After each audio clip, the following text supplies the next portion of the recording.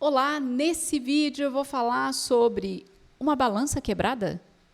Bem, se você caiu aqui de paraquedas, dá um pause, salve em assistir mais tarde e clica na tela, no vídeo, a introdução, o problema, que é o primeiro vídeo da série de vídeos desse livro, Nação Dopamina, escrito pela Anna Lembke. Ele foi escrito e publicado em 2021 em inglês e em português e no Brasil em 2022. Se você já vem acompanhando, a gente começa um novo momento aqui sobre a parte, depois que a gente falou sobre autocomprometimento, tá? Então, no vídeo de hoje, eu vou falar sobre um medicamento específico, vou falar um pouco sobre a parte técnica dele e depois vou contar a história do Chris, tá? E vocês vão entender por que eu estou fazendo isso, por que eu vou falar sobre esse medicamento. Esse psicofármaco é chamado buprenorfina. Ele é um opioide semissintético derivado da tebaína destilado da papoula dormideira. Para que ele serve?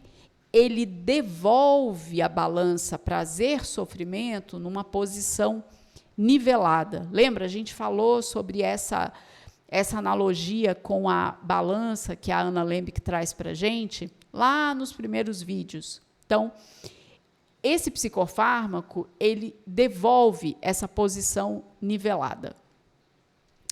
E aí, o que ele ajudou o Chris, que eu vou contar a história, ele pôde parar de ter o desejo pela droga de escolha dele e, principalmente, retomar a vida dele. É um caso bem complexo, essa história que eu vou trazer. Não que os outros não tenham sido, mas ele volta para um mesmo lugar várias vezes, em anos diferentes. Assim, é impressionante a saga dele.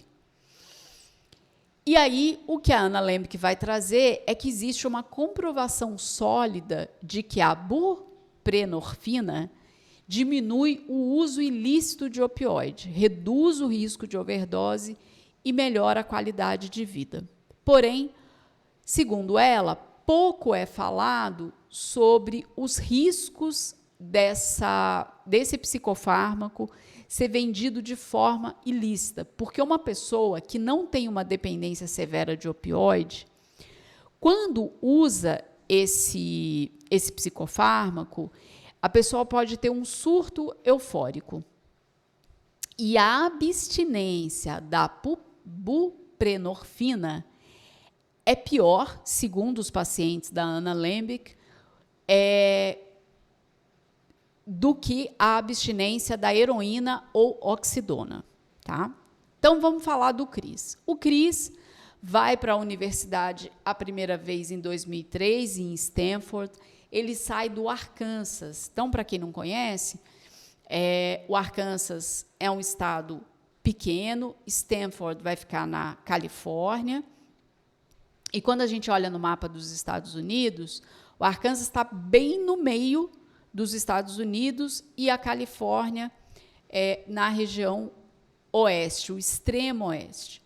E isso vai dar mais ou menos mais de 3.000 quilômetros. Então, por que eu estou falando isso? Porque vocês vão ver que o Chris ele tinha uma questão sobre as habilidades sociais que foi um grande, digamos, motor para o envolvimento dele com as drogas. Tá certo? Então, como é que o Chris chega em Stanford em 2003? Vai gravando os anos para vocês poderem ver como foi esse processo do Chris em Stanford e no Arkansas. Tá? Então, ele chega super empolgado, organizou o quarto, já tinha se matriculado na escrita criativa, filosofia grega, mito e modernidade na cultura germânica, e o sonho dele era ser compositor, diretor de cinema e escritor. E o Chris saiu muito bem nas notas, nas aulas, enfim, porém, ele era muito solitário. E a Anna Lembke traz aqui uma suspeita. Talvez isso tivesse alguma relação com ele ter crescido no Arkansas, tá? E aí, no segundo ano, ou seja, depois de 4 semestres, ele tinha um trabalho de meio período, tinha uma colega de trabalho, eles se aproximam, se beijam, tal, mas ela conta que tinha um namorado e ele se apaixonou por ela na hora e falou, não tem problema, e ficou insistindo para eles se encontrarem, e ela denunciou ele para o chefe deles por assédio. E aí ele foi suspenso do trabalho e ficou sem namorada. E ele falou, bem, a melhor decisão que eu posso tomar agora é acabar com a minha vida. E ele faz todo um planejamento sobre isso, porém, não deu certo, eu não vou contar esses detalhes aqui, sugiro que vocês leiam. E ele chama os paramédicos do hospital de Stanford e ele vai ser internado na ala psiquiátrica. Ele fica ali internado por 2 semanas, a família dele vai visitá-lo, o padrasto, o pai. E olha que interessante, a Anna Lembke diz que ele relata ter se sentido aliviado por estar num ambiente confinado, controlado e previsível. Por que eu estou chamando atenção para essa parte aqui, contando já um pouco dessa história, desse garoto de uma cidade pequena, rural, onde ele vai para Stanford com um baita sonho, né, um sonho super grandioso, não tem habilidades sociais, a primeira garota que ele conhece e beija, ele já fica apaixonado, e quando ela não quer, ela já era indisponível, ela tinha namorado, ele tenta se matar e está aliviado de estar num ambiente confinado, controlado e previsível. Esse é um relato comum de algumas pessoas que têm histórias de traumas infantis, mas esse é um parênteses meu, não é da Ana. E aí, um coordenador do curso dele, da faculdade que ele estudava, em Stanford, pediu para que ele tirasse uma licença médica e ficasse um tempo em recuperação antes de voltar para as aulas dele. E assim ele fez, voltou para o Arkansas, foi morar com a mãe, com o padrasto, começou a trabalhar como garçom, e aí ele descobriu as drogas. Então, a gente estava falando de 2003, ele chega em Stanford, e em 2005, aproximadamente, né, já que é o segundo ano de faculdade, ele conheceu a garota, e aí tenta se matar. Em 2007, ele volta para Stanford. Só que ele tinha uma reunião com a coordenação para mostrar que ele estava bem.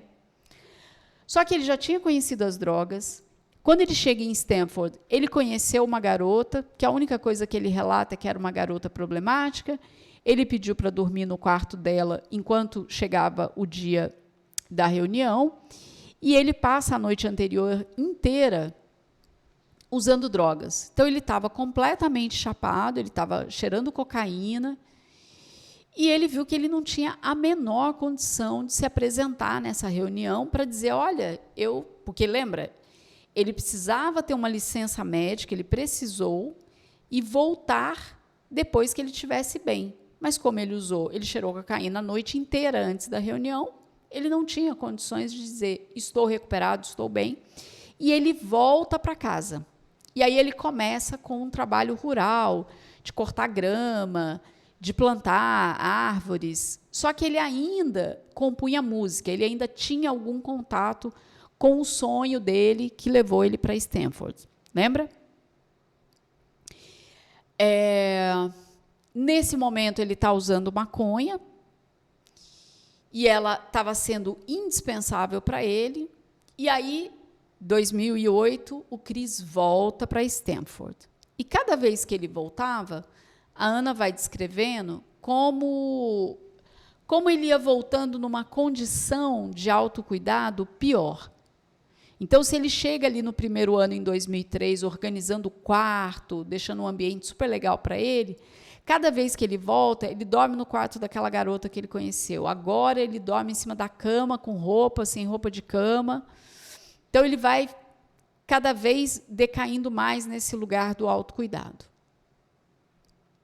E aí ele jura que vai ficar sem usar a maconha, tentou isso por 3 dias e não conseguiu, e ele usava maconha todos os dias, e ele pensava, já que eu uso todo dia para estudar, então quando eu fizer as provas eu também vou usar, né?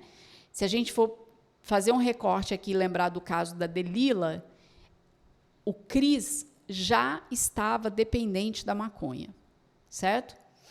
Só que quando ele foi fazer a prova, ele não conseguiu. Ele viu que ele não sabia nada, ele não sabia como responder, jogou a prova no lixo, foi embora. No dia seguinte, volta para o Arkansas, mais de 3.000 quilômetros. E aí é a terceira vez que ele está deixando Stanford. Só que agora ele está muito desanimado e ele perde a ambição. E agora ele já não está mais compondo música, que era uma das coisas que tinha restado do sonho inicial dele, certo? E agora, para além da maconha diariamente, ele está bebendo. E o Cris, ele já tinha experimentado opioides.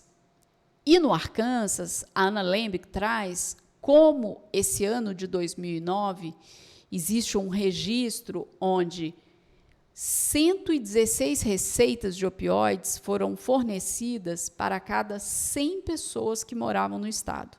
Ou seja, foi fácil para o Cris ter acesso a opioides. E aí, o que aconteceu quando ele começou a usar os opioides? O que ele sempre buscou, os opioides deram para ele, que foi uma euforia e uma vontade de se conectar com pessoas. Então, ele começa a ligar para os parentes, para pessoas conhecidas, contava coisas da vida dele, ou seja, os opioides trouxe para ele uma aparência de habilidade social que ele não tinha. Lembra lá de 2003? Só que esse efeito durava pouco. E aí, de novo, no ano seguinte, agora em 2009, ele se matricula de novo em Stanford, só que agora ele vai fazer química, se eu não estou enganada. Enfim, ele está voltando para Stanford nessa situação, só que ele agora é 5 anos mais velho do que a média dos estudantes. Ele fica num quarto de alojamento com uma pessoa com um curso completamente diferente do dele. E aí, de novo, ele entra em contato com esse lugar de que ele não conhece ninguém, não tem habilidades sociais e está com um empilhamento de drogas. Lembra? Maconha, álcool e os opioides. E aí, qual era a rotina dele? A rotina dele era estudar e se drogar. Nesse momento, ele já assume que ele é uma pessoa dependente de drogas. Não tem mais a negociação que ele teve das outras vezes, onde ele falava, vou parar, vou conseguir ficar sem. Não. E aí, ele continua com uma rotina de fumar maconha todos os dias e, uma vez na semana, ele ia buscar heroína.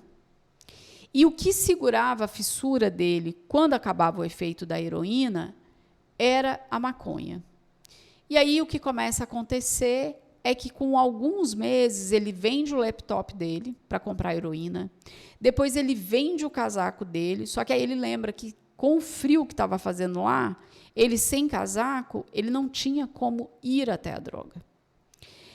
Bem, aí ele começa a tentar fazer amizade com 2 britânicos de uma aula de idiomas, conta para ele sobre uma ideia de um filme que ele quer fazer. No início a galera ficou até animada, mas depois eles começaram a evitar o Cris, e o Cris relata aqui para a Anna Lembeck que ele sempre foi esquisito e tinha ideias esquisitas, e que por isso ele jamais queria contar às pessoas o que ele estava pensando. Percebe? O Cris vem de uma história de não ter desenvolvido habilidades sociais, possivelmente em virtude da infância, e ele vai nesse lugar da dependência das drogas e conhecendo os opioides como um possível efeito de conexão com socialização, mas que não durava muito. Enfim, começa toda uma confusão na vida do Chris, e ele vai só reforçando essa ideia de que ele é uma pessoa inadequada, que ele não sabe fazer as coisas, ele não quer falar com as pessoas. Ele até estava com notas altas na maioria das disciplinas, exceto quando tinha a ver com comportamento interpessoal. Aí ele vai para casa no Natal, não volta. Quando é no segundo semestre do ano seguinte, em 2010, ele volta para Stanford, só que agora ele não fica mais no alojamento, ele aluga um lugar fora de Stanford. Só que aí ele começa a usar Zolpidem. E ele fica dependente e, de novo, ele volta para a casa dos pais e passava dias e horas se drogando. Ele foi preso em 2011, ele foi pego pela polícia, na verdade, porque ele estava roubando um sorvete. E aí a polícia oferece para ele se ele quer reabilitação ou se ele quer a cadeia, ele escolhe a reabilitação. Então, em abril de 2011, ele vai para a reabilitação. E aí, qual é o psicofármaco que ele começa a usar? Buprenorfina. Exatamente o que eu abri o vídeo explicando. E aí, o que o Chris traz para a Anna Lembeck é que esse psicofármaco salvou a vida dele. Então, ele passa 2 anos estáveis com esse psicofármaco. Ele volta para Stanford em 2013. Agora, ele não tem mais nem um centavo para nada, assim, ele consegue o básico do básico. E aí, já no primeiro mês em Stanford, em 2013, ele procura a Anna Lembeck. E aí, a gente começou o vídeo falando desse primeiro encontro dele com ela, e ele vai dizer, pelo amor de Deus, prescreve isso aqui para mim de novo. E aí, depois de ouvir toda essa história, ela prescreveu, e durante 3 anos ele continuou usando esse psicofármaco, e ele conseguiu se formar com excelentes notas. Ele vai para o doutorado e todas as ideias esquisitas dele se encaixavam muito bem no laboratório onde ele foi fazer o doutorado. Em 2017, ele se casa com a namorada sabia do passado dele e que ele usava a buprenorfina, e isso é importante porque o Chris começou a apresentar uma falta de emoção robótica, essa é a expressão que a Ana usa. Então, por exemplo, em situações onde ele precisaria sentir raiva, por exemplo, ele não sentia, porque esse psicofármaco trazia essa certa apatia. Mas, fora isso, ele tinha uma vida que ele conseguia trabalhar, ter uma convivência com a esposa. Eles ficaram grávidos. E aí, quando foi 2019, a Anna Lembeck traz para ele e fala, poxa, você está tão bem, está estável por todo esse tempo, vamos pensar na possibilidade de largar esse psicofármaco? E aí a resposta dele foi definitiva. Nunca quero largar a buprenorfina. Porque ele conta que é como se ela tivesse desligado algo nele, então não só impediu ele de usar heroína, mas trouxe para ele uma energia, uma estabilidade que ele não tinha conhecido nunca na vida. Então, a Anna Lembeck traz para a gente aqui nesse capítulo e com essa história que algumas pessoas podem ficar com a balança quebrada, como parece que foi o caso do Chris. Então, se esse psicofármaco entrou para poder evitar que ele continuasse dependente dos opioides, só que agora ele tem medo, né, de parar de usar esse psicofármaco e voltar nesse looping, né, porque a história dele é um baita looping de recaídas e cada vez pior, certo? E aí ele começa a experimentar uma estabilidade pela primeira vez, inclusive estava com um relacionamento, casou, enfim, a vida estabilizou, certo? E aí, como é que esse conteúdo chegou para você? O que você achou dessa história do Chris? Me conta aqui nos comentários, vou gostar de saber. Se você é novo, se você é nova por aqui, se inscreve no canal, toda segunda, às 7 da manhã, quarta ao meio-dia e sextas, 18 horas, tem vídeo novo. Eu trabalho com psicoeducação na segunda e na sexta, e na quarta-feira os temas recorrentes de consultório que são votados pelos meus seguidores lá no Instagram, @Thaís_Tosatti. Deixa uma curtida nesse vídeo para o YouTube entender que esse conteúdo é relevante e compartilha com mais pessoas. Muito obrigada e até o próximo vídeo.